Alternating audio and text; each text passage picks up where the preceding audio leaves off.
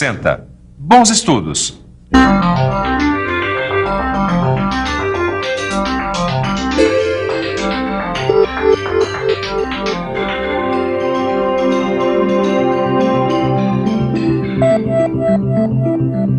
Na última teleaula, você conheceu vários processos que permitem o acabamento especial de uma peça. É o caso do brunimento, do polimento e da lapidação.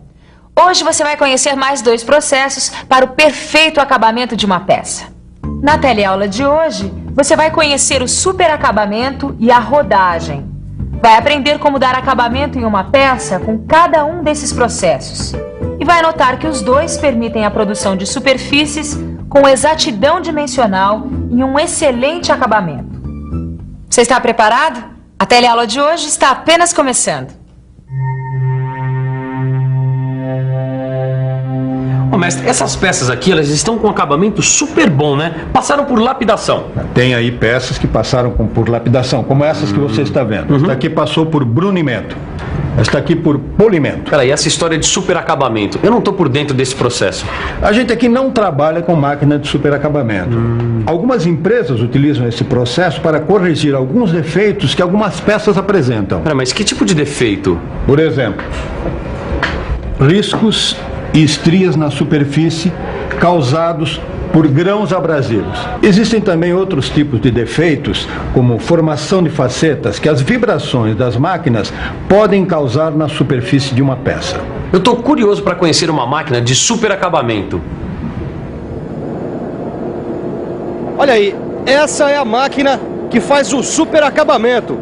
A operação de superacabamento corrige os defeitos da superfície da peça. É isso mesmo? Corrige sim. O que acontece é que nessa operação são usadas ferramentas como pedras ou blocos abrasivos. Essas ferramentas atuam na superfície da peça, eliminando imperfeições como riscos, estrias e facetas. O que são facetas? Facetas são microfaces que se formam na superfície da peça durante a retificação. Elas podem ser provocadas por folga no eixo ou pelo desbalanceamento do rebolo. E outros fatores também podem comprometer o acabamento de uma peça. Mau estado do mecanismo de movimentação da mesa, rebolo muito duro ou de granulação muito fina. Uma superfície superacabada deve ter o aspecto de um espelho fosco, desse modo aqui. Puxa vida, hein? E o superacabamento é feito aqui dentro. Mas qual é a diferença entre superacabamento e retificação? Ah, existem muitas diferenças. Veja esta medição do estado da superfície representada nestes gráficos. No gráfico 1, você tem uma superfície que sofreu uma retificação de desbaste. Veja a profundidade das estrias em relação ao gráfico 2, que representa uma peça que sofreu uma retificação de acabamento. Veja agora estes gráficos representando superfícies que passaram pelo superacabamento. No gráfico 3, que é um superacabamento de desbaste, já dá para notar que as estrias são menos profundas que na retificação de acabamento. E no gráfico 4, que representa um superacabamento de acabamento, a superfície é quase igualada de modo integral. Olha essas figuras aqui. Elas mostram 2 superfícies em contato. Na figura A, você vê 2 superfícies retificadas. E na figura B, você vê 2 superfícies superacabadas. Como você viu, o superacabamento permite uma superfície sem estrias, sem saliências, ou seja, ele corrige os defeitos da peça. No seu livro de estudos, você vai encontrar mais detalhes sobre a diferença entre os processos de retificação e superacabamento. Mas você deve estar se perguntando como é feita uma operação de superacabamento, não é? Então vamos ver de perto esse processo. Na operação de superacabamento, o movimento de corte é efetuado pela pedra abrasiva. A pedra abrasiva é colocada em posição sobre a peça com pressão constante de 1 a 5 kgf por centímetro quadrado. Isso depois de ter sido perfilada por uma ferramenta diamantada. A partir daí, inicia-se a operação, que pode ocorrer de 2 modos. Primeiro, com a peça sendo deslocada ao longo da pedra abrasiva, como acontece na fabricação de rolos para rolamentos, que é lapidação externa. Segundo, com a peça girando e a pedra internamente oscilando, que é a lapidação interna.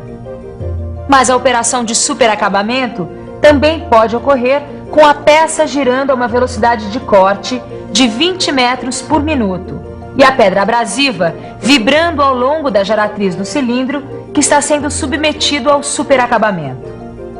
Outra coisa importante nesse processo é a lubrificação. Tanto a peça quanto a pedra abrasiva devem ser lubrificadas com uma mistura de 80% de querosene e 20% de óleo. Mas também podem ser utilizados fluidos de corte encontrados comercialmente. A operação de superacabamento termina quando a rugosidade chega a níveis satisfatórios, isto é, a superfície de contato entre a pedra e a peça aumenta. Com isso, a pressão real em cada ponto de contato da pedra abrasiva é insuficiente para a retirada de material. A operação de superacabamento é indicada principalmente nos casos de ajustes deslizantes ou giratórios de peças de exatidão, na melhoria de tolerância da forma e também na diminuição da rugosidade. Para isso, utiliza grãos abrasivos ultrafinos na faixa de 600 a 1.200. Também é importante ter em conta que uma operação de superacabamento deve ser controlada antes, durante e depois. Antes, para verificar na peça a correção geométrica das superfícies a usinar. Durante, para verificar o desenvolvimento normal da ação do abrasivo, que deve ter a duração regulada segundo os limites de tolerância determinados. E depois, para verificar na peça as características obtidas. Mas será que é possível fazer superacabamento em séries pequenas de peças? É claro que é possível, só que para isso é preciso utilizar um dispositivo especial, como esse que você vai ver a seguir e que pode ser adaptado a um torno. Veja como fica esta adaptação quando vista de frente. Repare bem na posição da peça, da pedra abrasiva e do porta-pedra. Veja também como fica o dispositivo quando visto pela esquerda e por cima. Com essa adaptação, é possível aplicar o superacabamento em outros tipos de peças, como eixos de comandos ou virabrequins. Mas existem também outros tipos de máquinas de superacabamento usadas para o acabamento de superfícies cilíndricas externas sem centro, de superfícies planas e de superfícies cilíndricas internas. Quer dizer, então, que o superacabamento corrige defeitos da retificação. Agora, e essa história de rodagem? Eu não conheço muito bem essa operação. A operação de rodagem ela serve para melhorar a exatidão dimensional de uma peça, o seu acabamento superficial e as tolerâncias de forma e posição de uma superfície retificada. Sabe onde é muito usado esse tipo de operação? Não. No acabamento do fio de esquadro de luz, em réguas de luz, na vedação de válvulas e suas sedes, no acabamento do contato de micrômetros. Peraí, mas esse processo ele é manual? Pode ser manual e pode ser feito em máquina, dependendo do caso. Agora, nos dois casos, você pode executar esse trabalho em superfícies cilíndricas internas, como é esse caso. Superfícies cilíndricas externas, como é esse caso. E superfícies planas externas, como é este caso aqui. Tudo bem, mas a gente deve usar algum tipo de abrasivo nessas operações. Isso mesmo. Só que no processo de rodagem, o abrasivo se apresenta em forma de pó. Eu queria conhecer um pouco mais de perto esse assunto. E você?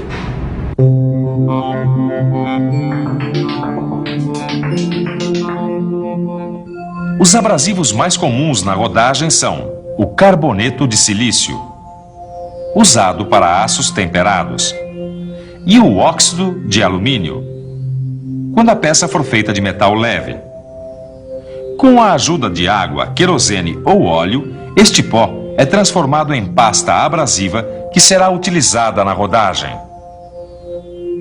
Estes abrasivos devem trabalhar com uma pressão de 8 kg força por centímetro quadrado, ou seja, 800 kPa, e velocidade de corte de 20 a 30 metros por minuto. E a escolha da granulação dos abrasivos vai depender do acabamento que se quer obter.